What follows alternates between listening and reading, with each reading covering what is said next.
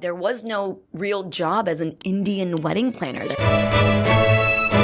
didn't really exist. Everyone's like, no, the aunties do it. My mom's like, that's not a real job, you know? And now my mom is like, my daughter is big-time wedding planner featured in the Vogue. The people that did modern luxury Indian weddings, and I just ran with that niche. Subsequently decided to leave the program, and my parents were like, what are you doing? What are you doing? And I was like, I'm gonna figure it out. And it's a fun fact that I don't really tell a lot of people, but I left the program and I went to go work at Fridays.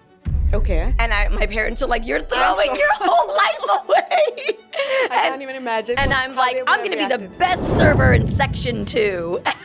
And it taught me a lot about humility. You're either going to be, and I told you so to mom and dad, or you're going to be the next Indian Martha Stewart minus the jail time, And I said, maybe we should go to jail. That'll add some spice to the story. I didn't know anything about the wedding industry. So how did you do that? So funny enough, a couple of my friends were getting married at that time. And I said, hey, can I just plan your wedding just to run this and see how it goes? Sure.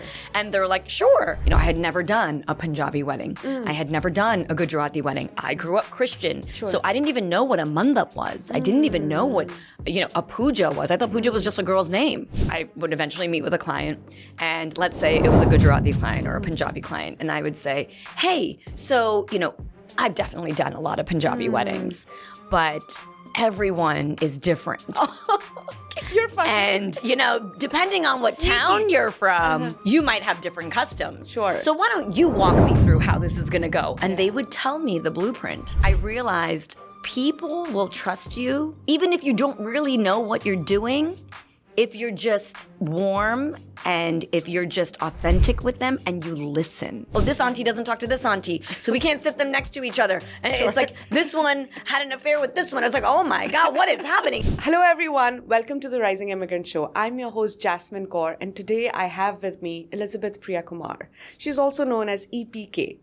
Elizabeth is a first-generation Indian-American woman, and she started her entrepreneurial journey very early at a young age of 26 when she launched her luxury events planning company, Premini Events. Priya is a trailblazer in her industry, and in the last 14 years, she's transformed herself from a dreamer to a visionary leader in the hospitality industry. She's won several awards, and she has been featured in esteemed magazines like Harper's Bazaar, the New York Times, and also Vogue India.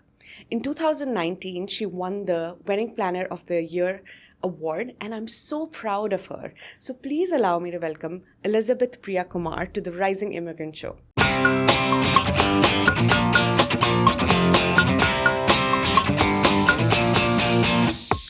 Hi everyone. I'm so excited to be here. Yeah, thank you so much for coming. Of course. I wanted to take an opportunity to sit down with you. You've been doing incredible in your career, to offer your 2 cents to anybody who's starting out in the business. Oh, my 2 cents. Are you sure you want to do it? Are you sure you want to give up all your weekends?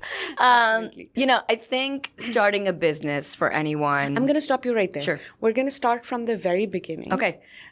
First, tell me about you as a child. Where Sure. did you grow up? Where were you born? What was childhood like? Great. So me as a child, first, I had a little bit of an attitude problem as a kid, very rambunctious, but, I grew up in Jersey. My dad was a reverend.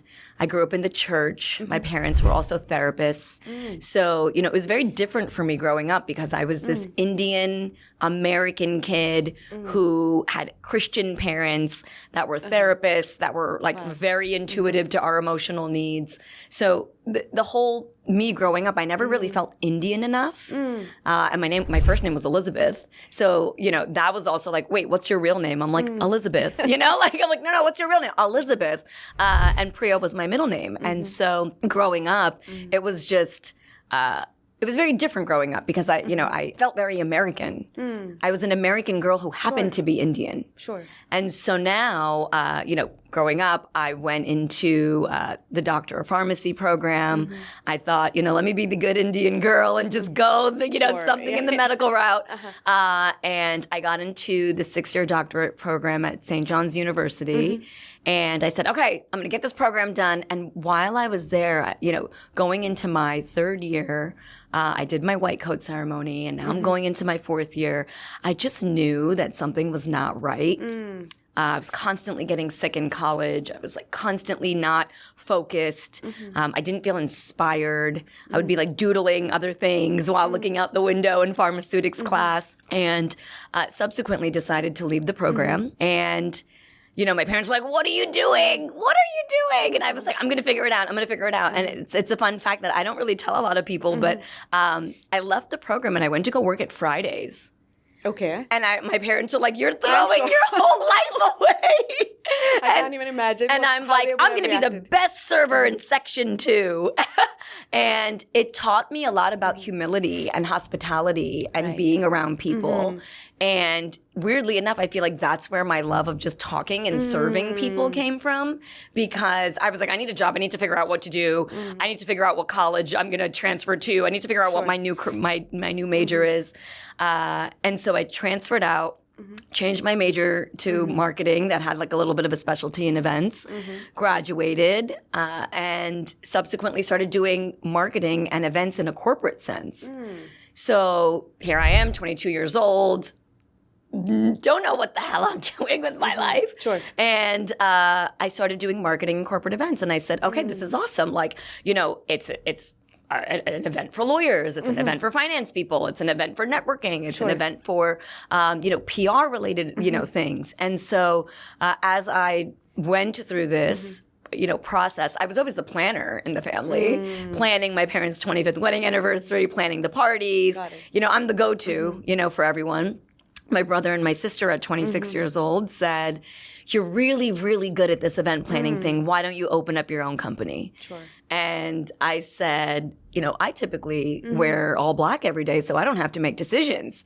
And now you want me to run a company? I know nothing about running a company. I know nothing about, what it takes to be an entrepreneur.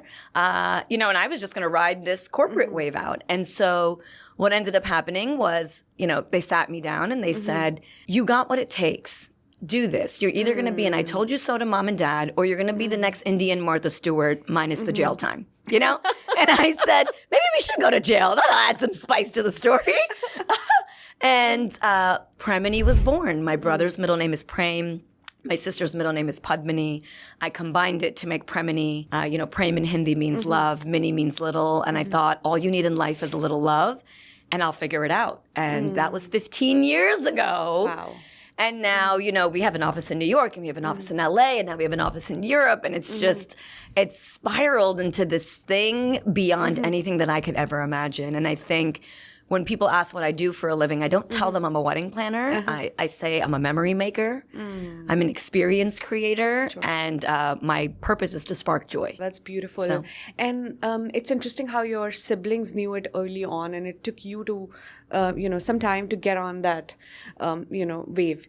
Now, I have a question for you. When you first started Premini Events, what was the first step? The name? Or did you incorporate it as a LLC? Like, how did you get started? Yeah, so I incorporated it as an LLC, and the name was very important to me. Sure. Because I felt like everything, names mean something. And so I felt like, what does Premini mean? And like, nobody really knows what it means because it's not really a word. Sure. And I was like, well, it's my brother and my sister's name combined, and it means a little love. And I felt like I needed to establish what the core value systems of the business were. Because there are a million other wedding planners. I was kind of one of the first with, a few others. We were kind of the pioneers. And, what do I stand for? Am I just here to plan weddings? Am I here to throw good parties? And I felt like weddings, especially Indian weddings, seem to always be stressful. Yeah. Like there's always another element of chaos and stress, and it's multiple days, and it's, everybody is running around and everyone's tired, and they just, they want to make sure it's perfect. Right. And I just felt, if I just gave a little extra love, with a little love, what would that do in a situation when someone's freaking out? What would that do when the bride is having a meltdown? What would that do when there's an emotional moment and, can I walk away from it and say, oh, that's not my job? Or I run towards it and say, do you need a hug? When, the bride forgets her bra and I'm the only other person who has the same cup size. Oh, man. And I take my bra off and I'm like, here. And they're like, seriously? And I'm like, Really? seriously, here. And I had to like put on a jacket because I'm now like, uncomfortable. That's funny. But I'm literally like, here, take the bra. Like, that's not in my contract. But it's the Premini way of doing things. And I felt like once I understood what the value of our company is in terms of we do things that are not on the contract that are absolutely necessary to do. And it's not about saying no. It's not about saying it's not my job. It's we are there to spark joy, and sparking joy in a reasonable way comes with showing love. So that was the fundamental basis was the name. What does the name mean? Value system. And the value system of the business. Got it. So once you established a value system, you incorporated it as a company. What was the next step for you? The next step was like the basics, get a website, get a business card, figure out how I'm going to meet people. Like, I didn't know anything about the wedding industry. So how did you do that? So funny enough, a couple of my friends were getting married at that time. And I said, hey, can I just plan your wedding just to like run this and see how it goes? Sure. And they're like, sure. And I remember they're like, well, what do you want us to pay you? And I was like, $2,500. And now looking at what I charge now versus then, it's just, I needed to do the $2,500 wedding. I needed to do the wedding that was like, that I charged $2,500 for. I needed to do the wedding that I didn't know what was really going on, and I had a team of people. So what I started doing was, I had never done a Punjabi wedding. I had never done a Gujarati wedding. I grew up Christian, so I didn't even know what a mandap was. I didn't even know what a puja was. I thought puja was just a girl's name. I didn't even know what. Why do you need the sindoor? Or why do you need? What's a Sikh? What do you? Yeah. There's a lot. There's a lot, right? And so within India as well, there's so many different cultures and so many different types of weddings. So you growing up in America, I was going to ask you, like, how did you get accustomed to it, or how did you get to know all of those traditions? Okay, are you ready for me to be serious and tell everybody the truth? Okay, so I didn't know anything about running an Indian wedding because I grew up in a Christian household. So everyone assumed that I was in because I look Indian, and I then changed my name to Priya to be more relatable to the business. How would that come about? Because I don't actually know anything about an Indian wedding. So what I would do, I would eventually meet with a client, and let's say it was a Gujarati client or a Punjabi client, and I would say, hey, so, I've definitely done a lot of Punjabi weddings, but everyone is different. You're funny. And, depending on what town you're from, you might have different customs. Sure. So why don't you walk me through how this is going to go? And they would tell me the blueprint of exactly how their wedding would go. I would then go to Google all the customs to make sure I'm spelling everything right, making sure all the customs are great.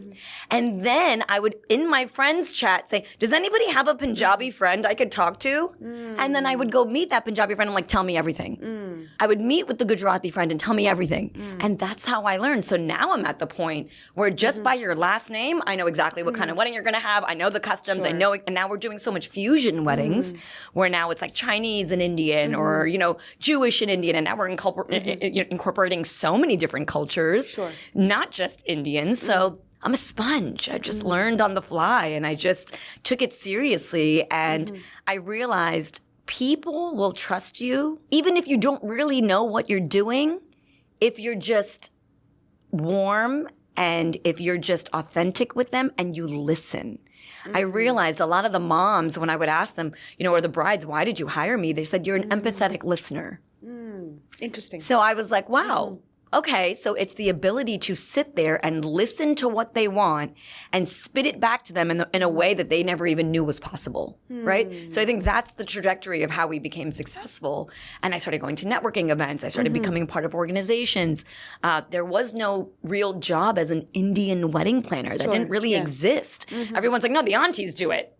Yeah. The aunties do it. Yeah. The men in the house or the women in the house, they come together, they make it happen, right? There's no such thing as, it's not a real, my mom's like, that's not a real job, And now my mom is like, my daughter is big time wedding planner featured in the Vogue. It's like, it's crazy. But I really think I took a profession that didn't exist, turned it into something that was what I realized.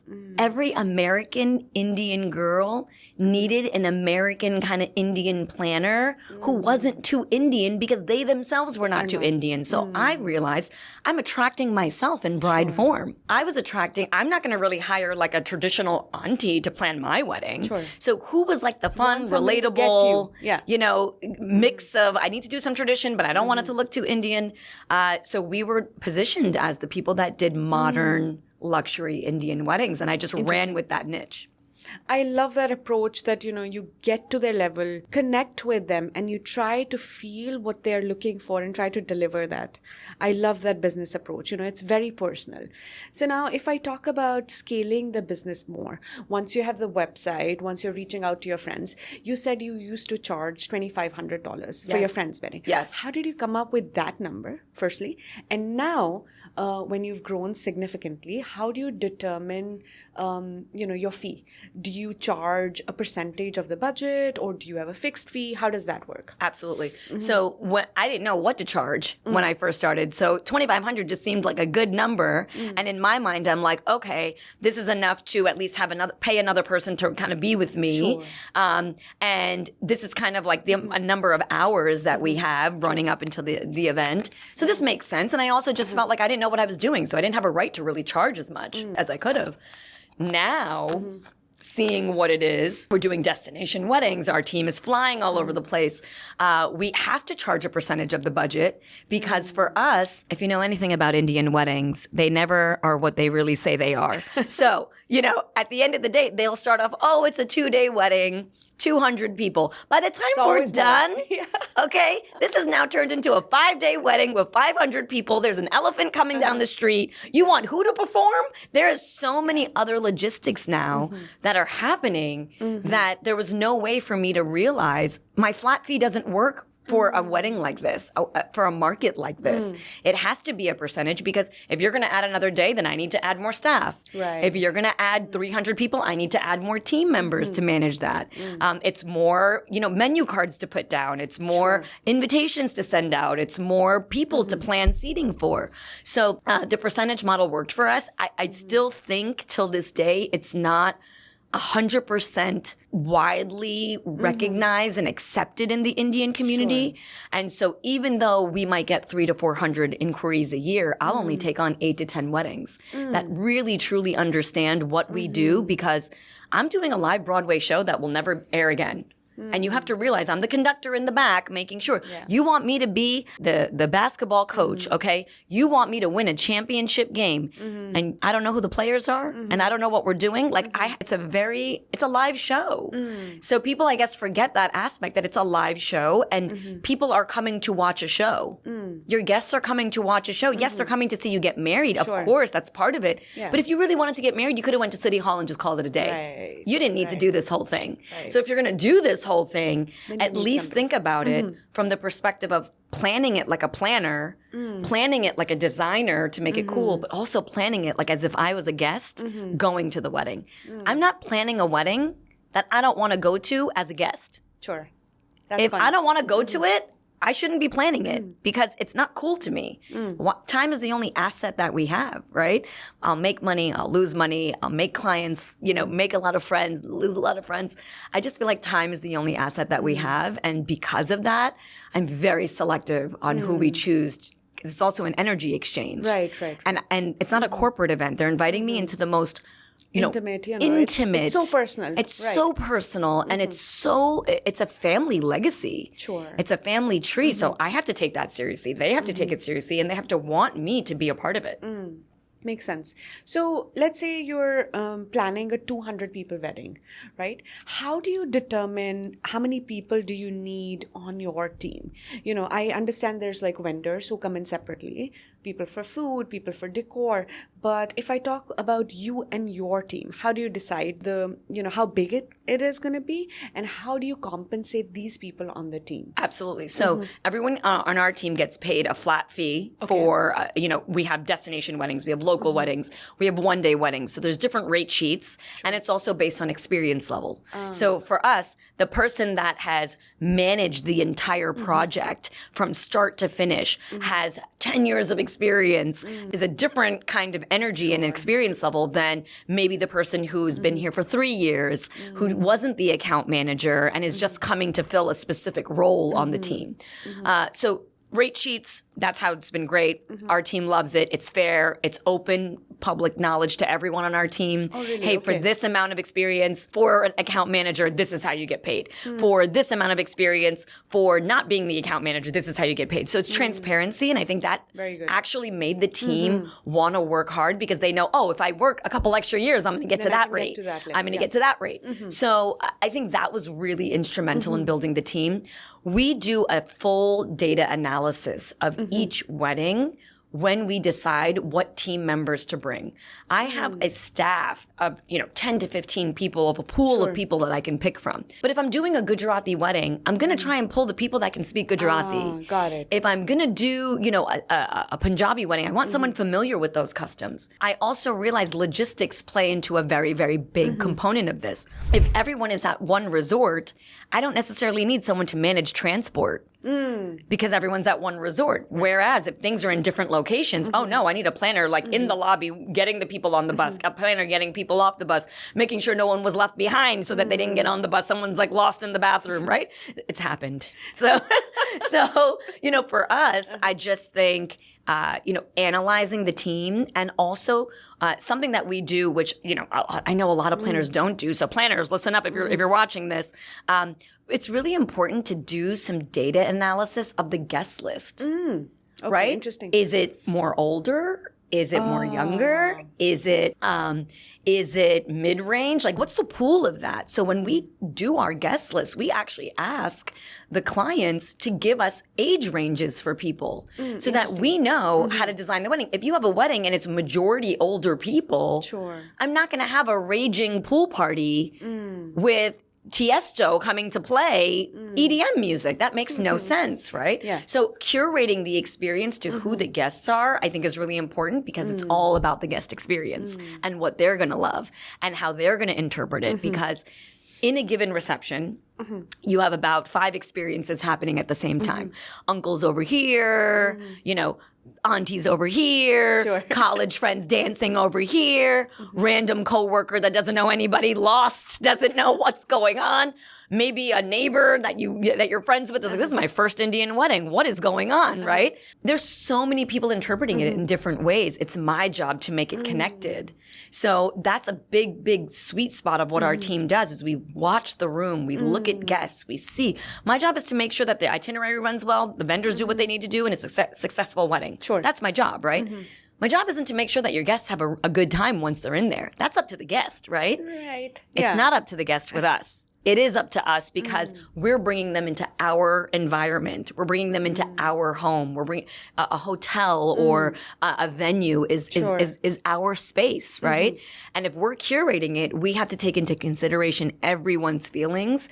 That's why we're not going to put the old people by the speakers. Makes Good sense, point. right? Good point. So we Yeah. have to just take into consideration how the guest would interpret it, and it's worked beautifully for us. But it requires an extra level of planning. So for us, if I'm planning it on a logistical side, if I'm planning it on a creative design side, if I'm planning it on a, psychological timeline, run of show side, that's like me planning 3 weddings for every one. Sure. So that's why we a only lot. take a limited amount because for us, if I'm going to do it, I'm going to do it right. And if I'm not going to do it right, and if I can't deliver on what I'm going to do, and I also don't feel the energy of the bride and groom, not your planner.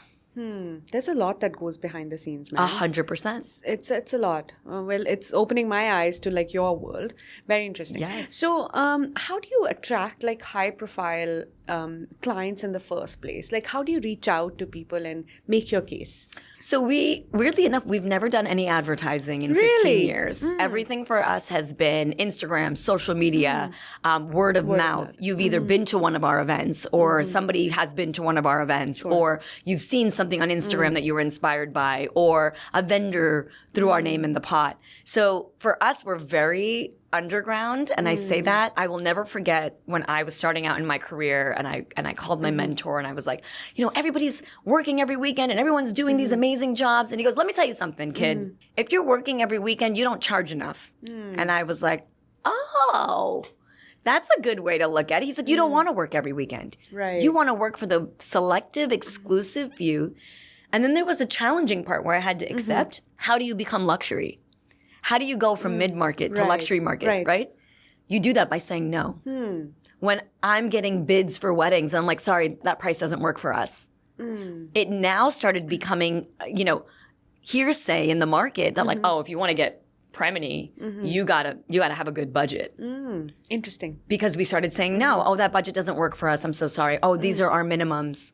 Oh, these are the number of planners. So you automatically choose the weddings that you would like to be associated with. 100%. And then position yourself in the luxury hospitality sector versus 100%. doing everything versus being selective. 100%. And also being very smart about the fact when you're at a wedding reception, we've already accomplished the wedding. It's done. We're here. We're at the reception. This is the finale. Our team is trained to now go and see if there's any couples in the audience. Because now we want to get to know them. Now it's an opportunity to understand what those people want and now move on to the sale in a different way because now you've seen my work. Sure. You see what I do. It's an easier sell. That's the best way of marketing as well. Very So cool. it's very, very strategic how we plan everything out. And I've trained the team on how to just be aware and look at couples in a different way and talk to the bridesmaids and groomsmen in a different way because maybe they're single or maybe they're going to meet someone. So what people don't realize is your actual future clientele is already existing in your current clientele. And if you just realize that, everyone's 1 degree. I feel like I'm 1 degree of separation from like every Indian in the world, So it's like we're all related. We're all aren't we? related. That's why I'm like, I don't know if I should marry an Indian guy because they're probably going to be my cousin. It's just, I think that connection point is really important. And I think realizing the more you say no, and you can even equate this to dating, right? The more you set a standard of what you want, the better of a find you're going to find. Because now you've kind of limited the criteria. But would you fear not getting enough clients then? Like, especially when you're like early on in your, building a career or building this business, would you give that same advice to anybody who's just starting out to be that selective? Or do you think that should come with time once you've established yourself? I think that should come with time because you have to get some war wounds underneath you. You have to understand what works, what doesn't work, who is the profile of your client. And I think a lot of people don't actually understand that. Like, who is my client? What do they look like? Where do they shop? What do they wear? What's their temperament? How do they speak? Are they demanding? Are they sweet? Are they kind? And I think a lot of people just take the business because they inquired with you. You can inquire with me. That doesn't mean I want to inquire with you. It has to be reciprocal, right? We have to want to work together, relationship right? It's a relationship. Yeah. So I think that's been really instrumental in also curating of who is the kind of Premini bride. What does she look like? What is her behavior like? And I always say, it always comes down to this one thing. A Premini bride is luxury relatable. She will be the bride that will maybe carry a Chanel bag during the day, but totally has no problem eating like pizza and like, like fries at night and is like totally chill and is totally humble and sweet and really kind. Sure. And once I understood that that was my profile, when a bride inquired with me and they didn't have those characteristics, I'd be like, no, I'm sorry. It's not going to work because I'm not going to want to, if I can't be friends with you, why would I plan your wedding? Sure. No. Well, it's good to know, what your thought process is like.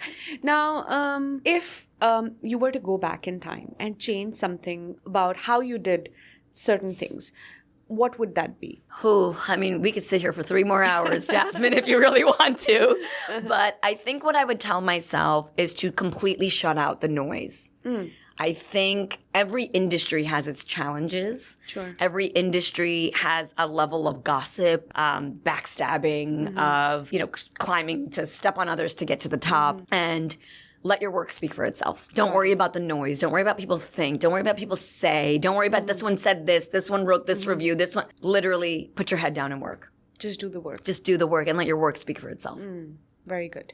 And if you were to offer a piece of advice to your younger self, what would that be? What I would say to my younger self, I would probably say, don't be so hard on yourself. And I would say, you got this. I never in a million years believed that Premini would be where it's at today. I kind of just operated as just do your best, connect with them, do a really good job, and the rest will work out. I didn't say, oh, in 5 years, Premini's going to be here. In 10 years, Premini's going to be here. Now I have like an advisory board. I have a full team. I have an assistant. I have all these things. But back then, I had no clue who I was. I had no clue what I wanted the business to look like. And I thought that I had to separate Priya from Premini. It was, I had to be Priya from Premini and I had to act a certain way. But then real Priya could wear like Converses behind the scenes, wear like a t-shirt and just be like so chill. So there was this like weird separation that I was like, why am I this person for my job, but I'm this person behind closed doors? And I was like, you know what? I'm just going to wear a pair of Converses and go to a meeting. Who cares? And I realized, show up as myself. And slowly I started introducing that. And I realized they didn't care what I wore. Sure. They didn't care what kind of bag I had. They didn't care about any of those things. They just cared what came out of my mouth and the ideas and the authentic connection. And they cared about, the trust. They had to trust me. It wasn't my shoes that was going to do that for them. It was I going to deliver? Was I going to give them creative ideas? Was I going to give them references that said beautiful things about me? So once I married, no pun intended. Once I married Priya and Priya from Premini to be one person, the business took off. And I wish I did that earlier. So bringing your true authentic self to the meetings. Yes. Not thinking about how you will be perceived versus what you can bring to the table. Exactly. So what value do you bring to your clients versus like, how you dress or what bag you carry, as you said, or like, what shoes you wear. That's good advice. And I just feel like at the end of the day, and this, people might disagree with me, but like, I don't need to be the one that's decked out in all of these, watches, rings, this, that, shoes, bags, whatever. Because at the end of the day, I'm still kind of the help that's helping you. You don't want to see me on private planes and coming in a Bentley and doing it because they're like, oh, is that what we're paying for? No, that's not what you're paying for. And I don't want to have that life. I don't need that to have a great lifestyle. I just think for me, it was about really being authentic with the client, really understanding that I'm going to be a part of this family for a year now. How is that going to be? And am I going to be happy doing this? Am I going to give it my all? Because how terrible to have someone be a part of someone's wedding and not give it their all. That's someone's love story. And it's also, for most people, it's the most important day in their lives. Most celebrated, that's when their family and friends come together to celebrate them. And sometimes, that's the only event people will hold in their lives. 100%. Weddings, baby showers, those are really the, I would say, key events in someone's life. Although I don't think like those are the only events that should be celebrated. But, for most people, that's what it is. My dad told me one thing. He said, people come to see you 3 times in your life. They come when you're born, they come when you're married, and they come when you're dead. You're not going to remember the first or the last, so make the middle the greatest. When I heard that, I was like, I got to do a great job then. Like, because I'm a part of the one thing that everyone is going to remember, So what other events do you help organize? Oh, girl, we are testing the waters now and doing some crazy things. But we started doing runway shows for fashion brands. We started doing really epic, just curated parties, Halloween parties, Christmas parties, Hanukkah parties. It's just like really interesting celebratory things. We've done, dinner in the desert. We've done 50-year-old birthday parties where it's like, let's jump on a yacht and party at 5 different docks and do, 5 different parties in 5 different ports. We've done multicultural weddings. We've done Indian weddings and Chinese weddings and Jewish weddings and Nigerian weddings and American weddings. So for me now at this point, any project that hits our table, we as an internal group, we analyze it and we say, what is it about this event that we want to take? Like, do they meet the profile of who they are? Are they kind? Is it a mixed religion that we've never done before? Is it, are they just incredibly sweet? Do we see a future relationship with this client? Do we think that they're really going to listen to our creative vision, or are they going to be the ones in the driver's seat? So there's so many factors that go into, us choosing someone, but now it's a free for all, Jasmine. I don't know what I do. I just make memories, Good. That's very good. So, if I'm a newbie in the business and I'm thinking about starting a wedding planning business in New York City, okay? And if I'm trying to do my homework and trying to sort of calculate how much I can grow, can you give me a number, or how big is this industry? Like, how much of it is possible for a newbie to take on? Like, what percentage of the market can I capture if I do all the right things? So I think there's this misconception, especially within the South Asian community, that they don't think there's enough business to go around for everybody. And there is. There is. So let's start there. There's enough business to go around for everyone. When I started, it was maybe me and maybe like 3 or 4 other wedding planners nationwide. Now, there's probably hundreds. Okay? So there's a market for everyone based on your internal pool of people that you know, right? Oh, got it. If I am in the Gujarati community with all moms and I go to the mandir, that's a community that I can tap into, right? So everybody has their communities that they can work with. If I was a newbie today, what I would do, I would hit up every single A-list wedding planner and say, can I take you out for coffee? And I would pick their brain on how they started their business. Why would I work harder and not smarter? I would sit with them and I would understand what their struggles were. I would sit with them, and it's a data collection exercise so that I can understand the mistakes they made and not make them. I never had anyone to teach me this. I had to learn by getting thrown in the fire. But if I had someone that I could pick up the phone and just say, hey, this is what's happening with a client. Like, I don't know what I should do. Like, what would you do in this situation? Planners have called me and said that. And I'm like, the fact that you're picking up the phone and asking me this question means that they're not your client. Let the client go. Give them back the money. They're not your client. And it's like, it's so crazy for them to think that. But it's like, you have to understand that, like, it is your private business. It is your private time. And if somebody's not making you feel good about your work, you don't have to work with them. Got it. You don't have to work with them. Would you say that's the biggest piece of advice you've received, or is there anything else that you've held closer to your heart? I think the biggest piece of advice that I've ever received was collaboration over competition. Collaborate with people. Don't be afraid to work with people. There's this weird energy with some of the South Asian planners in the market. Like, they don't like each other. They don't want to talk to each other. They're not collaborative. Whereas I see a lot of them in the American community. If I'm booked on this day, the American planner's calling the other American planner and saying, hey, you take it. you take it. Oh. And it's so collaborative, and it's so, loving in a way where they go to dinner as friends, and they go to each other's events, and they support each other. I mean, while you're saying it, it sounds strange to me because it doesn't come naturally to us, right? We see the other person doing the same thing as our competition. So how do you sort of separate yourself from that? How do you tell yourself that it's okay, right? But because they could potentially take your business. This is where we might agree to disagree. I don't think anybody can take anyone else's business. I think at the end of the day, the client makes the decision. The client's going to pick who the client wants to pick. So at the end of the day, for whatever reason, whether it was my pricing, whether it was my personality, whether it was something that I said, or something that I did, they found more favor in that other person. That means they're not my client. And that's okay. I'll get the next one. Right? And there have been so many, I've received a lot of calls where, hey, we've actually let go of our planner. We're looking for a new planner. We need you, to step in. I've had brides that have interviewed with me, chosen a different planner, and then come back to me. Right? So the reality is, it's the client's decision on who they want to pick. And I don't think for a second, I don't feel like I have competition. I've never felt that way. I feel like everyone has their specific style. Everyone has their specific personality. Maybe my personality is too loud for some people and they want someone a little bit more quiet and reserved.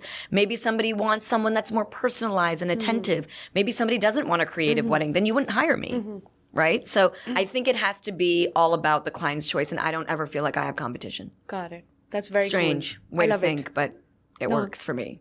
Because if I feel that way, then I'm going to constantly be looking at what everyone else is doing. Yeah, and it takes your eyes off the prize, right? The prize is my business. The prize is what improving me. The prize is not looking at, that one did something cool. It's like if I see someone that did something cool, I'm like, oh, that's cool. That's amazing. Maybe that's a way to learn.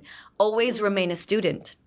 Always remain a student. So while you're not actively planning an event or working behind the scenes, how do you invest in yourself? I do a lot of self-development.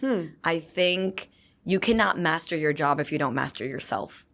How you react, what triggers you, what makes you feel anxious. If a client sends an email and it's not something that you want to hear, how do you react to it? Are you immediately going to the laptop? Are you immediately calling them? Are you immediately trying to damage control? Or do you sit with it and say, where is this really coming from? What is this? What is the problem? Let's go on a fact-finding mission to really make sure that we're aligned on goals. So for me personally, I just think there's nothing more important to me than getting to know myself. There's nothing more important to me than spending time with family and friends. There's nothing more important to me than being a student and learning new things. I feel like if I'm lucky, I get another 50 years here on earth. And, that's 50 summers. I have 50 summers left. If you really think about, oh my God, that's scary. But it's true. Yeah, it's scary. I have 50 summers left. If I have 50 summers left, what am I going to do with them? Am I going to spark joy? Am I going to uplift people? Am I going to encourage people? We started a new mentoring program so that, new planners and new decorators and new people, they can sign on for me to be their mentor.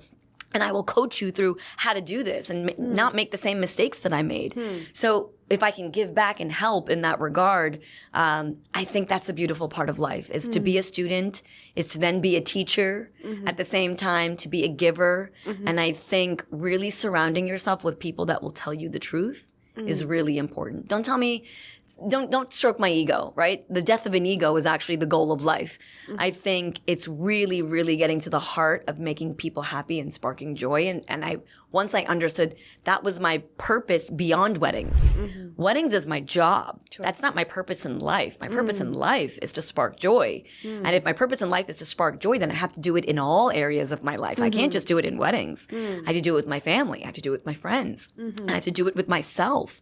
And I think, I don't know, maybe because of the Indian way of how we've grown up, we're so hard on ourselves. Yeah. We're Very so self-critical. hard. Yeah, we're so critical. Like I couldn't, you got a 98 on that test? Why not 100, And I just think, especially on tough days, when it gets really tough, you just have to be in a state of gratitude. Like I'm living, the simple way of existing is gratefulness.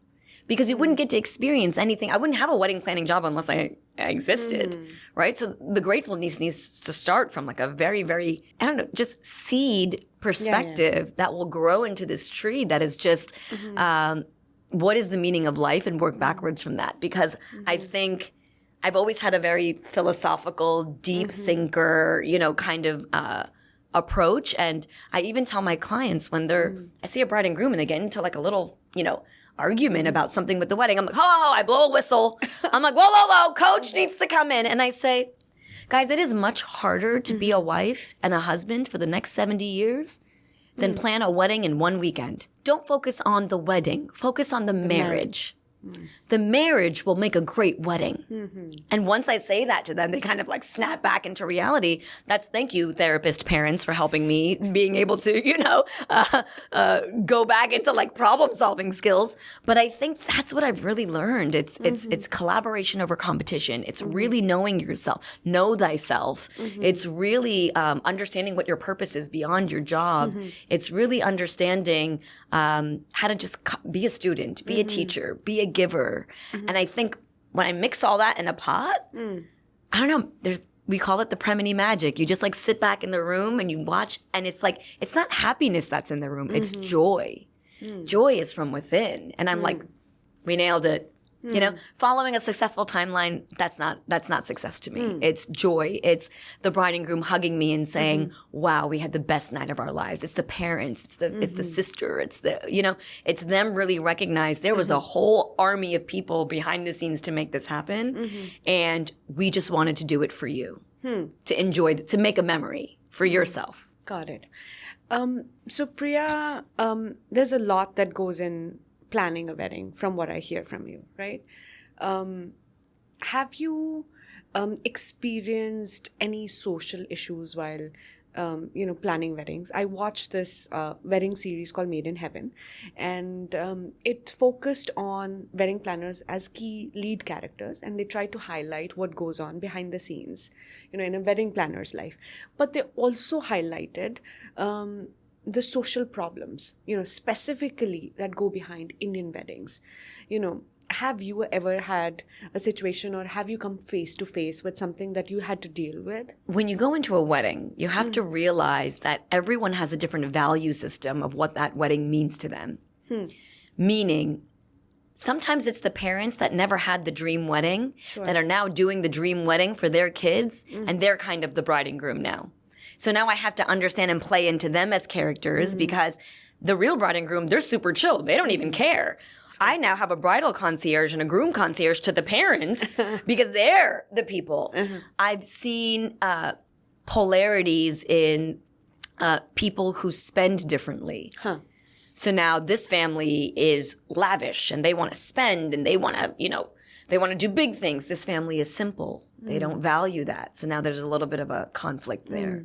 I see political. We've done some political events, and you see the disparities there, how everyone is playing into nuances and playing into egos and playing into some people showing off, some people not showing off. So I think, while there is a whole host of social issues that happen at a wedding, I think the core of it is me sitting with the client and saying, tell me the truth about your family. Tell me the truth. I have this one who says, well, okay, my parents are divorced and my mom doesn't talk to my dad and my dad has a new girlfriend and the girlfriend is the same age as me. And my mom, we have to do hair and makeup for everyone. And how do I, it can be a whole gamut of issues. Oh, this auntie doesn't talk to this auntie, so we can't sit them next to each other. And it's like, this one had an affair with this one. I was like, oh my God, what is happening? It's like, so now I'm not just a wedding planner. I'm a therapist.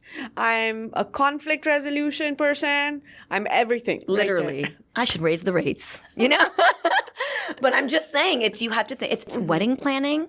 It's not wedding planning. It's people managing. I have to manage people and all the stress. And there's a big thing with Indian weddings, right? When you mention social causes. Indian weddings, and I have to constantly tell the parents this, they care so much about what other people think. At the wedding. What will people think if we don't feed them this? What will people think if we don't have this? What will people think? And I'm just like, guys, what do you think? What do you think? Because it starts with you and your joy will overflow. If the bride and groom don't have joy, I'm not going to be able to get joy in the room. If the family doesn't have joy, I'm not going to be able to get joy in the room. I can manufacture it, but it won't be authentic. So I think it's really looking at social causes from such a different lens, financial, spiritual, religious, what are their political views? I had a client that, one side of the family was very Republican. One side of the family was very Democratic. They wanted to do some sort of like a funny political dance at the Sangeet where everybody put on. I'm already like. Yeah. Everybody put on specific hats at the end. And I had to veto that because I'm like, you don't know, you're doing it for your own, reasons. But the reality is there's a whole host of people that are here, and the whole point, and that's what I love about weddings. It doesn't matter, how much you make. It doesn't matter what your political stance is. Everyone's just on the dance floor having a blast together. You just celebrate. You come together. It's just love in the room, right? And we have to keep that as the focus. So, yeah, I've seen a lot, Jazz. I've seen a lot. Oh my God. I can't even imagine what goes on. I have stories for days. I'll never forget. We had a wedding where the groom's father was like, Priya, I forgot my pants. And I'm like, okay. What do you mean you forgot your pants? I was like, I'm sure it's in the wardrobe. We'll get the stylist to sort it out. Maybe it's in a suitcase. He's like, no, don't tell anyone. I forgot to buy pants. I'm like, oh my God. That's dad. Showtime in 1 hour. I don't even know. What is your size? I literally went to one of my groom's concierges, like, give me your pants. He's like, what? I'm like, give me your pants. He's like, Priya? Man, oh my God. He's like, Priya, I'm in a relationship. I said, I don't want it for that reason.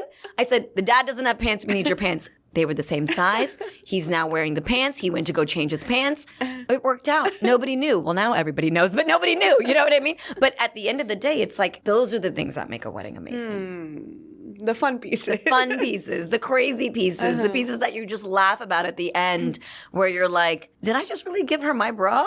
Cool. Crazy. Priya, do you think you're in a happy place right now? I think I'm in a really happy place. I think I'm in a self-discovery place. I think I'm in a place where I'm kind of grieving my old self, and the decisions that I would make 5 years ago compared to the decisions that I would make now. And I think it's a really, really beautiful place to be in because I'm evolving into this next version of, now we're hitting the 15th year of Premini. What does that look like? Most businesses fail within the first few years. And I've been able to sustain this brand for 15 years. What does that look like? Do I want to go another 15? Do I want to, go more into an entertainment world? I'm currently working on a book. I'm currently, working on TV concepts, podcast ideas. It's just there's so much that's happening right now. And I think what I've realized is that I really want to spark joy and I don't want to just do it in weddings. I want to do it for the world. And how do I do that? And how do I become a person that people can look at and say, oh, I believe that good people still exist. And I think if that's what I can achieve now through weddings, through interviews, through, this Whatever beautiful experience with you, I think that will be the greatest legacy that I could leave behind. And if you were to give like one piece of advice to people watching this podcast, what would be the biggest advice you would give them? Okay, everybody, come a little closer. Just come a little closer, okay? Nobody cares. You're constantly worried about what other people think. Nobody cares. In 5 minutes, they're on to another story. In a year from now, nobody remembers you. Again, 50 summers left, guys. What are we going to do? You got to make it count and you got to just shut the noise out and literally realize nobody cares. I think we have this inflated versions of ourselves where like, oh, if people find out this, what are they going to say? Or I can't post that because what are people going to say? Do you think anyone is caring about your Instagram post 50 years from now? No, there's going to be a new platform that everybody's on. Nobody cares. Like you're not even going to know how to type. You're going to be racing in the nursing home with your wheelchairs. Like it's totally different. So nobody cares, guys. Just get over it. Move on and just do the thing. Whatever you want to do, just do it. Do it. Thank you so much, Priya. This was very empowering. Thank you. Thank you so much. I really enjoyed our conversation. I learned a lot about how to start a wedding planning business, how to scale it, how to charge your clients, how to attract your clients, what goes on behind the scene, how many people to hire, how to hire those people. So these are the things about the wedding planning business. Yes. And I also learned about having a positive attitude, not caring about what people think, and also going inwards, reflecting inside and trying to grow so you become this person that you wanted to be, right? Absolutely. Not thinking about what others are going to think about you and your work. And also there's one other thing I learned from you today. That is that not considering the person next to you who might be doing the same thing as competition, but as a collaborator. Absolutely. And I think that would be my biggest takeaway from the show today. Thank you so much for taking out the time and coming and talking to all of us today. Thank you so much. I wish you all the very best for the future. And I hope we get to do it again. Let's do it again with a little love. Yes. Thank you.